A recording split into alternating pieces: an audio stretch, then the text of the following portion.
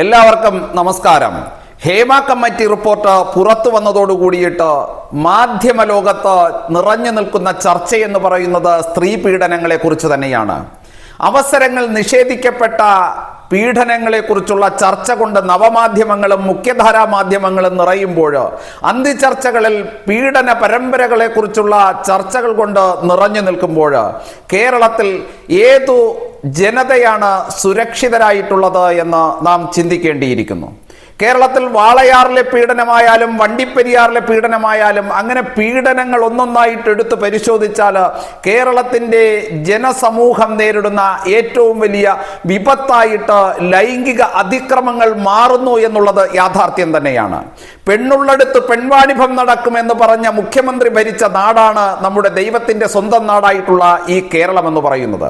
ആ കേരളത്തിൽ ഇന്ന് ഏറ്റവും കൂടുതൽ ലൈംഗിക അതിക്രമങ്ങൾ നടക്കുന്ന സമൂഹം എന്ന് പറയുന്നത്, അല്ലെങ്കിൽ ലൈംഗിക അതിക്രമം നടക്കുന്ന മേഖല എന്ന് പറയുന്നത് സിനിമാ മേഖലയാണോ എന്ന് ഓരോ മലയാളിയും ആവർത്തിച്ച് ചോദിക്കേണ്ട ചോദ്യം തന്നെയാണ്.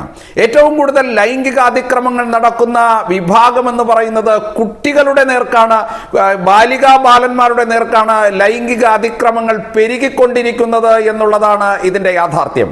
ഈ സർക്കാർ സംവിധാനങ്ങൾ ഇത്തരത്തിലുള്ള കമ്മിറ്റിയും കമ്മീഷനും ഒക്കെ ഏർപ്പെടുത്തിക്കൊണ്ട് നാട്ടിൽ പെരുകി വരുന്ന ലൈംഗിക അതിക്രമങ്ങൾക്ക് തടയിടുവാൻ വേണ്ടിയിട്ടുള്ള പരിശ്രമം ആത്മാർത്ഥമായിട്ടാണ് എങ്കിൽ യഥാർത്ഥത്തിൽ ഈ ലൈംഗിക അതിക്രമങ്ങളെ കുറിച്ച് അന്വേഷിക്കുവാൻ വേണ്ടിയിട്ട്, പഠിക്കുവാൻ വേണ്ടിയിട്ട് ഒരു കമ്മീഷൻ അല്ലെങ്കിൽ ഒരു കമ്മിറ്റി ഏർപ്പെടുത്തുകയാണ് എങ്കിൽ അത് കുട്ടികളുടെ ഭാഗത്ത് നടക്കുന്ന, അല്ലെങ്കിൽ കൊച്ചു കുട്ടികളുടെ നേർക്ക് നടക്കുന്ന ലൈംഗിക അതിക്രമങ്ങളെ കുറിച്ച് അന്വേഷിക്കുവാൻ വേണ്ടിയിട്ടാണ് സർക്കാർ ആദ്യം തയ്യാറാകേണ്ടത്.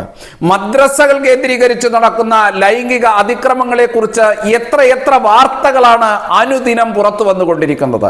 ഇത്തരത്തിൽ ലൈംഗിക അതിക്രമങ്ങൾ ഈ മദ്രസയിൽ ഇത്തരത്തിൽ യാതൊരു നിയന്ത്രണവുമില്ലാതെ മുന്നോട്ട് പോകുമ്പോഴും പല വിഷയങ്ങളും രഹസ്യമായിട്ട് അവരുടെ മേലാളന്മാരുടെ അധ്യക്ഷതയിൽ, അല്ലെങ്കിൽ മേലാളന്മാരുടെ ഒത്തുതീർപ്പ് ചർച്ചയിൽ പുറത്തു വരാതെ അത് ഒതുക്കി വയ്ക്കുമ്പോഴോ എത്രയെത്ര വാർത്തകൾ അനുദിനം വളരെ ആർജവത്തോടു കൂടിയിട്ട് ചില രക്ഷകർത്താക്കൾ മാധ്യമങ്ങളുടെ മുന്നിൽ തുറന്നു പറയാനും തയ്യാറാകുന്നു. ഇത്തരത്തിലുള്ള വാർത്തകൾ നിൽക്കുമ്പോൾ തന്നെ വാളയാറിലും വണ്ടിപ്പെരിയാറിലും ഒക്കെ വളരെ പൈശാചികമായിട്ട് കുട്ടികളെ ഇത്തരത്തിലുള്ള ലൈംഗിക അതിക്രമത്തിലൂടെ വേട്ടയാടിയതിൻ്റെ പിന്നിൽ ഈ നാട് ഭരിക്കുന്ന രാഷ്ട്രീയ പാർട്ടിക്ക് പോലും ബന്ധമുണ്ട് എന്നുള്ള ആ വാർത്തയും മറനീക്കി പുറത്തു വരുന്നത് കേരളത്തിൻ്റെ പൊതുസമൂഹം കാണുകയാണ്. ഈ പൊതുസമൂഹത്തിന്റെ മുന്നിലാണ് സിനിമാ ലോകത്തെ അവസരം നിഷേധിച്ചതിന്റെ പേരിൽ പീഡിപ്പിക്കപ്പെട്ട വിഭാഗത്തെക്കുറിച്ച് ചർച്ച ചെയ്യുവാൻ വേണ്ടിയിട്ട്, പഠിക്കുവാൻ വേണ്ടിയിട്ട്, അതിനെ കുറ്റവിചാരണ നടത്തുവാൻ വേണ്ടിയിട്ട് ഹേമ കമ്മിറ്റി എന്ന പേരിൽ ഒരു കമ്മിറ്റിയും അതിന്റെ റിപ്പോർട്ടും ഒക്കെ വച്ചിട്ട് ഇവിടുത്തെ മാധ്യമങ്ങൾ ചർച്ച ചെയ്യുന്നത്.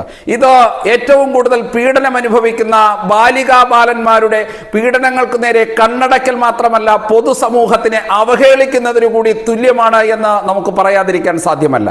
അതുകൊണ്ട് ഇത്തരത്തിലുള്ള ലൈംഗിക അതിക്രമങ്ങൾ സമൂഹത്തിൽ അവസാനിപ്പിക്കുവാൻ വേണ്ടിയിട്ട് സർക്കാർ ആത്മാർത്ഥമായിട്ട് ആഗ്രഹിക്കുന്നു എങ്കിൽ ഈ നാട്ടിലെ വളർന്നു വരുന്ന തലമുറയായിട്ടുള്ള, ഈ നാടിൻ്റെ ഭാവിയായിട്ടുള്ള ബാലികാ ബാലന്മാരുടെ ആ ജീവൻ സംരക്ഷിക്കുവാൻ വേണ്ടിയിട്ട്, ഈ നാട്ടിൽ ജനിച്ചു വീഴുന്ന ഓരോ കുട്ടിയും സുരക്ഷിതരല്ല എന്നുള്ള ആ യാഥാർത്ഥ്യം നിലനിൽക്കുന്നത് കൊണ്ട് ഈ കുട്ടികളുടെ നേർക്കുള്ള ലൈംഗികാതിക്രമങ്ങളെ കുറിച്ച് പഠിക്കുവാൻ വേണ്ടിയിട്ടാണ് ഒരു കമ്മിറ്റിയെ നിയോഗിക്കേണ്ടത്.